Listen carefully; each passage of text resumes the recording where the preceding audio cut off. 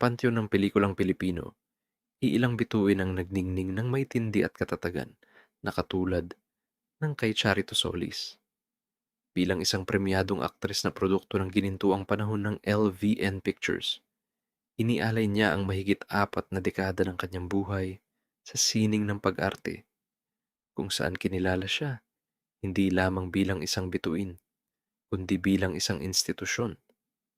Ang kanyang pangalan ay naging kasing kahulugan ng dekalidad na pagganap, isang pamantayang nag-iwan ng hindi mabuburang marka sa kamalayan ng mga manonood at sa kasaysayan ng sinema sa bansa. Mula sa kanyang mga madamdaming pagganap hanggang sa mga papel na sumubok sa hangganan ng tradisyon, si Charito Solis ay nananatiling isang haligi ng industriya, isang tunay na alagad ng sining. Mga unang taon, ang paghubog sa isang matatag na pagkatao, ang buhay ni Rosario Violeta Solis, na isinilang noong ika-6 ng Oktubre 1935, ay nagsimula sa mga pagsubok na humubog sa kanyang katatagan.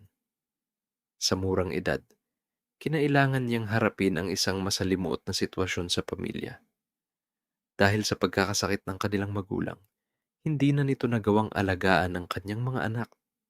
Bunsod nito, si Charito, at ang kanyang 2 kapatid ay napasa ilalim sa pangangalaga ng kanilang mga kaanak. Ang pangyayaring ito ay nagdulot ng kanilang pansamantalang pagkakalayo. Nagkahiwa-hiwalay ang magkakapatid at hindi nagkasama sa loob ng 9 na taon. Muli lamang silang nabuo bilang isang pamilya nang ang kanilang panganay na kapatid na si Carmen ay nagkaroon na ng sariling trabaho at kakayahang buhayin sila. Upang makatulong sa mga gastusin sa araw-araw, naranasan ni Charito ang magtinda ng sampagita sa mga lansangan. Ang mga karanasang ito sa murang edad, ang maagang pagkamulat sa hirap ng buhay at ang responsibilidad na nakaatang sa kanyang balikat ay nagpatibay sa kanyang kalooban. Ayon sa kanyang kapatid na si Yolanda, may mga haka-haka rin na si Charito ay posibleng nakaranas ng isang uri ng pang-aabuso noong kanyang kabataan.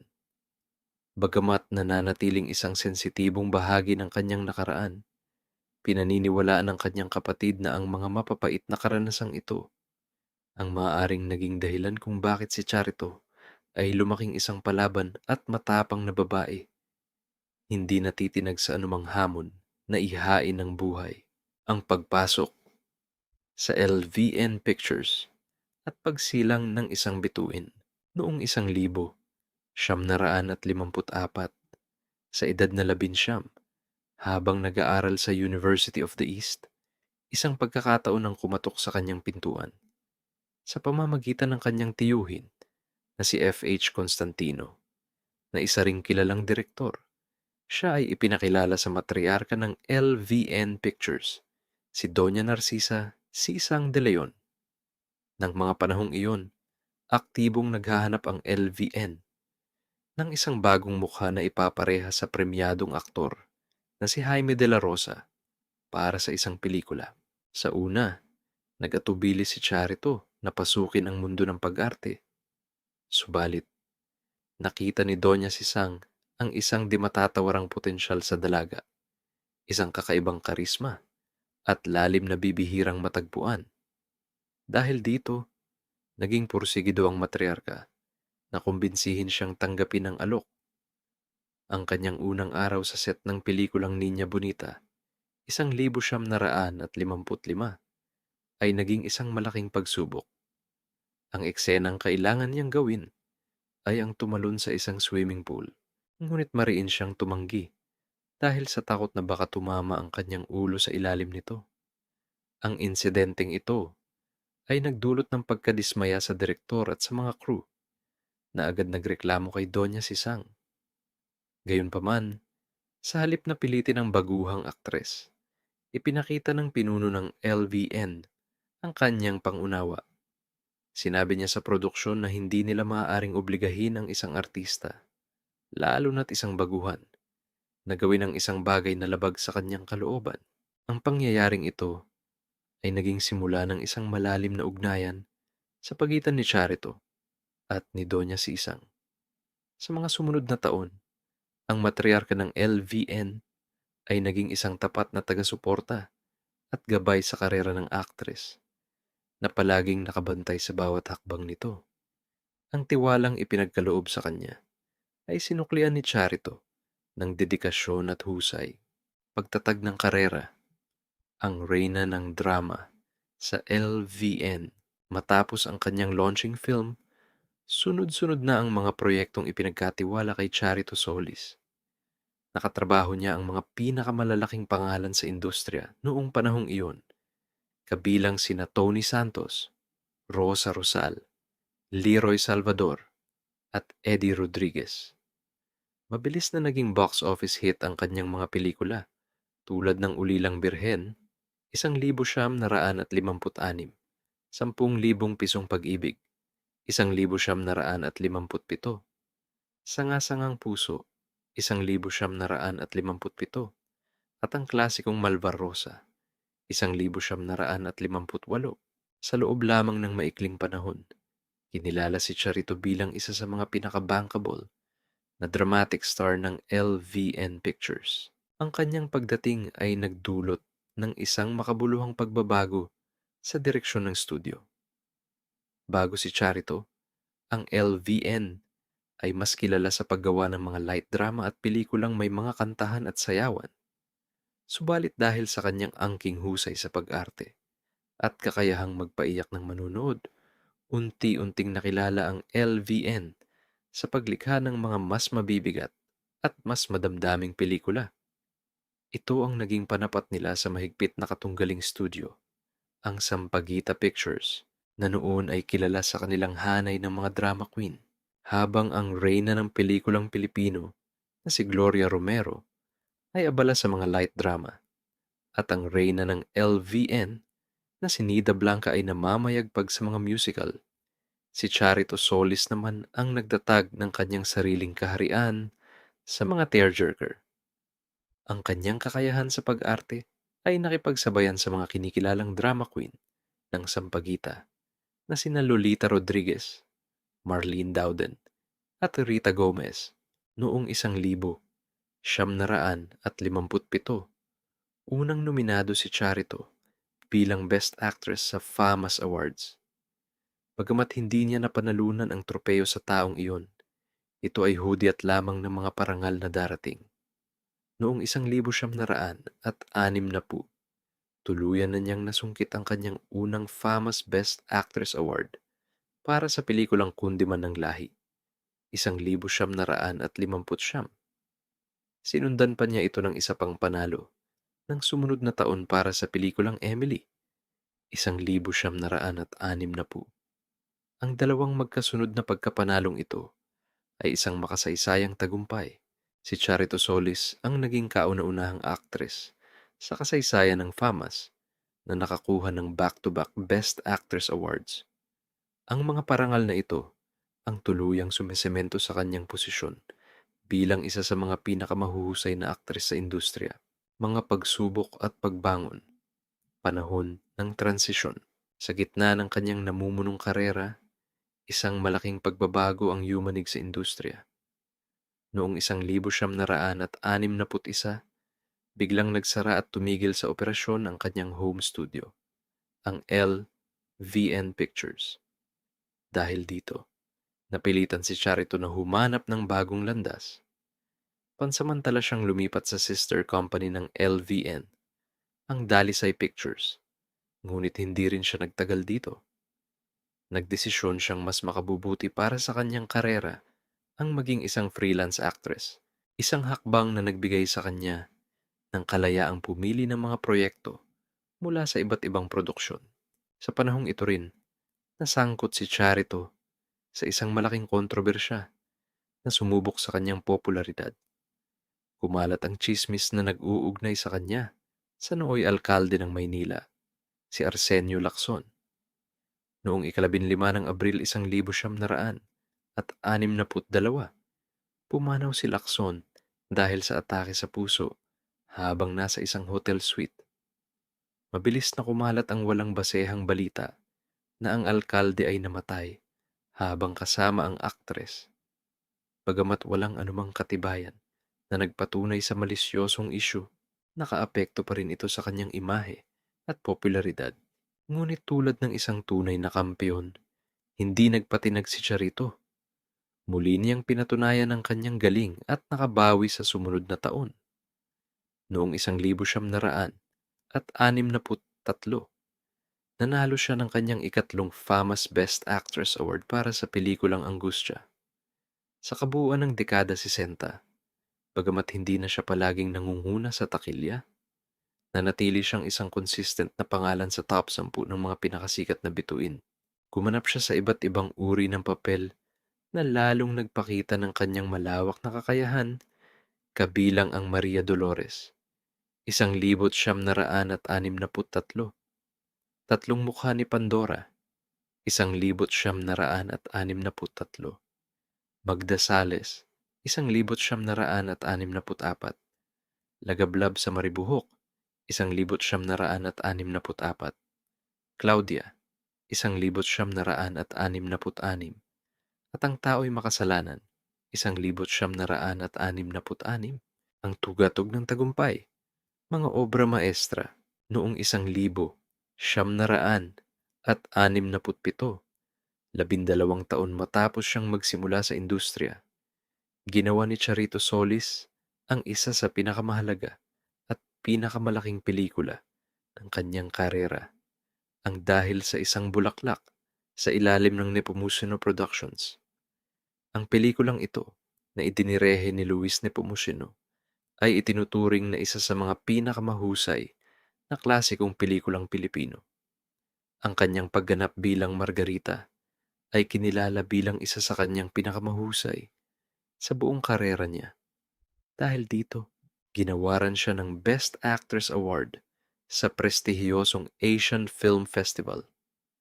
Kasama si Direk Luis Nepomuceno, lumipad sila patungong Estados Unidos upang dumalo sa ika-41 Academy Awards, Oscars, kung saan sila ang mga unang Pilipinong nakatapak sa nasabing pandaigdigang parangal. Ng sumunod na taon, 1968, muli silang nagtambal ni Luis Nepomuceno sa isa pang mapangahas na proyekto, ang Igorota. Bilang isang mestisang Espanyola, naging malaking hamon para kay Charito ang gampanan ng papel ng isang prinsesang Igorot. Kinailangan niyang magpakulay ng balat upang maging kayumanggi at maging kapani-paniwala sa kanyang karakter. Ang pelikula ay inilabas sa dalawang bersyon, isang Tagalog at isang Ingles, para sa international distribution. Muli, hinakot ng pelikula ang mga parangal. Naiuwi ni Charito ang kanyang ika-4 na Famous Best Actress Award para sa Igorota. Bukod dito, nagwagi rin ang pelikula ng 7 iba pang Famous Awards, kabilang ang Best Picture. Sa gabi ng parangal, umani ng paghanga si Charito nang dumating siyang nakabihis pulubi bilang pag-promote sa kanyang susunod na pelikulang Ang Pulubi. Sa pelikulang Igorota rin na itala ang isa pang makasaysayang sandali sa karera ni Charito. Siya ang naging kauna-unahang Pilipinang aktres na nagpakita ng kanyang dibdib sa pelikula. Ang eksenang ito ay kinailangan para sa integridad ng istorya at karakter. Sa panahong iyon, wala pang ibang pangunahing aktres na gumawa nito. Subalit, sa kabila ng kanyang katapangan, hindi kailanman siya itinuring na isang bold actress. Ang kanyang pagganap ay tiningnan bilang isang seryosong pag-aaral sa karakter at isang akto ng sining, hindi isang paraan ng eksploitasyon. Pagpapalawak ng sining, telebisyon, teatro, at patuloy na husay mula 1971 hanggang 1974, pansamantalang namahinga si Charito sa paggawa ng pelikula upang pagtuunan ng pansin ang kanyang mga proyekto sa telebisyon. Nagsimula siya sa TVAY noong 1966 nang bigyan siya ng ABS-CBN ng sariling programa, ang The Charito Solis Show. Noong 1973, lumabas din siya sa anthology na obra maestra ng RPN9. Bukod sa telebisyon, sumabak din siya sa teatro kung saan nakasama niya sa entablado ang kapwa drama queen na si Lolita Rodriguez sa stage play na Larawan. Noong 1975, nagbalik siya sa pelikula sa pamamagitan ng Araw-Araw, Gabi-Gabi. Para sa kanyang pagganap dito, napanalunan niya ang kauna-unahang Best Actress Award sa Metro Manila Film Festival, MMFF, at muling na-nominate sa FAMAS. Sa panahong ito, laganap na ang mga bomba films at karaniwan na para sa mga artistang nasa edad 40 na gumanap na lamang bilang ina o supporting character. Ngunit iba si Charito. Patuloy siyang gumanap sa mga leading roles sa mga pelikulang may temang pang-adulto tulad ng Mrs. Teresa Abad, Ako Po si Bing, 1976, Walang Katapusang Tag-araw, 1977, Babae, Huwag Kang Tukso, 1977, Mga Tinik ng Babae, 1978, at Init, 1979. Ang lalong nagpatingkad sa kanyang ningning ay ang pagganap niya sa pelikulang Ina, Kapatid, Anak, 1979, sa direksyon ni Lino Broca. Dito ay muli siyang pinarangalan bilang Best Lead Performer sa Catholic Mass Media Awards at Best Actress mula sa Gawad Urian, ang parangal mula sa mga kritiko. Ang veteranang aktres, isang institusyon. Pagsapit ng dekada 80, nagsimula ng tumanggap ng mga supporting roles si Charito, ngunit sa mga pelikulang may bigat at kalidad. Kabilang dito ang Playgirl, 1981, ang obra ni Mike De Leon, Nakisap Mata, 1981, at ang kontrobersyal na Karnal, 1983, ni Marilu Diaz-Abaya, kung saan siya nanalo ng Best Supporting Actress sa Gawad Urian. Noong 1985, iginawad sa kanya ang pinakamataas na karangalan mula sa FAMAS, ang Best Actress Hall of Fame Award, isang pagkilala sa kanyang walang kapantay na talento at kontribusyon sa industriya. Noong 1987, isang bagong henerasyon naman ang nakakilala sa kanya nang gampanan niya ang papel bilang Ina Magenta, ang biyenan ni VC Soto, sa matagumpay na sitcom na Okay Ka, Fairy Ko. Dito, ipinakita niya ang isang bahagi ng kanyang talento na hindi pa gaanong nakikita ng marami, ang kanyang husay sa komedya. Mula sa pagiging reyna ng drama, naging reyna rin siya ng katatawanan sa telebisyon. Sa mga huling taon ng kanyang karera, gumanap na rin siya bilang lola sa iba't ibang pelikula at palabas sa TV, personal na buhay at pamana. Sa likod ng kamera, si Charito Solis ay isang taong may malalim na pagkatao. Ayon sa mga nakatrabaho niya, ang kanyang dedikasyon at profesionalismo ay halos walang kapantay. Siya ay istrikto, lalo na sa oras ng trabaho. Ayaw niya ng maingay sa set kapag kinukunan ang kanyang mga eksena. Madalas din siyang magbigay ng mga suhestyon sa direktor tungkol sa kanyang pagganap. May mga pagkakataon pa, umanong dinadala niya ang kanyang mga tropeyo sa set-up ang ipakita sa mga nakababatang artista na hindi siya basta-basta at upang magsilbing inspirasyon sa mga ito. Ngunit sa kabila ng kanyang pagiging istrikto, nakilala rin siya bilang isa sa pinakamabait at maunawaing aktres ng kanyang panahon.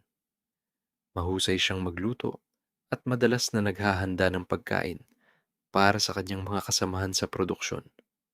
Ayon naman sa kanyang pamilya, si Charito ay mapagbigay sa mga nangangailangan at sensitibo sa mga bagay-bagay. Sa kabila ng kanyang pagiging mainitin ang ulo kong minsan, mahilig din siyang mangolekta ng mga wine glass, shot glass, at scotch glass sa kanyang tahanan. Matapos siyang pumanaw, saka lamang isiniwalat na ang tanging lalaking nakarelasyon niya ay ang hari ng pelikulang Pilipino na si Fernando Poe Jr. Nagsimula ang kanilang ugnayan noong ginawa nila ang pelikulang Sa Bawat Patak ng Dugo, 1961. Ngunit tumagal lamang ito ng 3 taon at nanatiling pribado. Bago matapos ang dekada 90, noong ika-9 ng Enero 1998, pumanaw si Charito Solis sa edad na 62 dahil sa atake sa puso. Ang kanyang pagpanaw ay ipinagluksa ng buong industriya, ng kanyang pamilya, at ng milyon-milyong tagahanga. Hanggang sa mga huling sandali ng kanyang buhay, nanatili siyang aktibo sa pag-arte. Ang kanyang huling pelikulang ipinalabas ay Ang Bayad Puri, 1978. Ang fama na ni Charito Solis ay higit pa sa kanyang mga parangal at di malilimutang pagganap. Siya ay isang simbolo ng kahusayan, katatagan, at dedikasyon sa sining, isang tunay na alamat na ang ningning ay mananatiling gabay para sa mga susunod na henerasyon ng mga alagad ng sining sa Pilipinas.